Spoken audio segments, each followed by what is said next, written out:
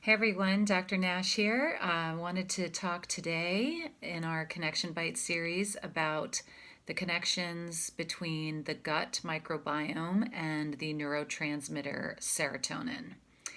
You probably are aware, if you're following any kind of natural health information, that there is a tremendous amount of bacteria in our gut, referred to as the microbiome.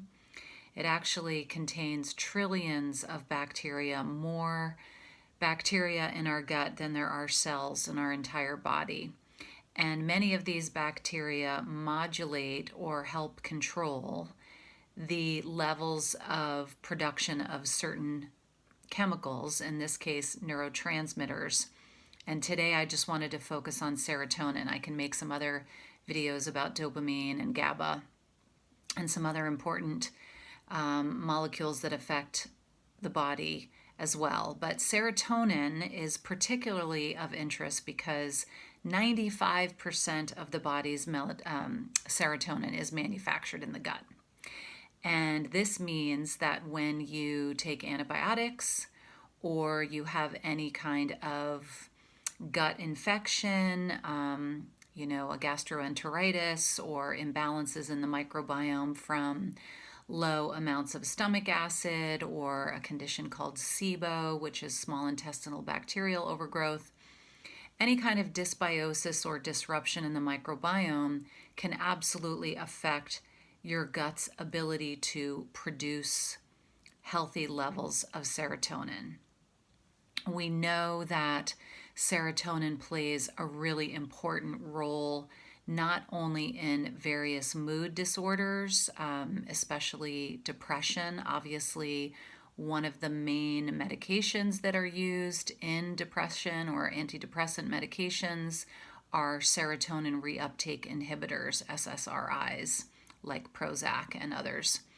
And when there is a disruption in the microbiome's production, that can not only have an effect on mood stability, depression, or anxiety, but also can have an effect on appetite, on hunger, on nausea, and on the peristaltic activity of the gut, meaning the way that your gut propulses food through the digestive tract to give you healthy eliminations, and a host of other signals in the brain also related to pain. So for anybody that suffers with IBS, irritable bowel syndrome, we know that there's a lot of heightened sensitivity of pain in the viscera, even if there's nothing pathological, truly pathological in terms of like a mass or a tumor or any kind of lesional pathology. Just disruption in the gut microbiome can lead to a lot of hypersensitivity of pain and also contribute to problems with regulating stress hormones in the brain. So it can have an effect on what's called the HPA axis, the hypothalamic pituitary adrenal axis, is very sensitized to levels of serotonin.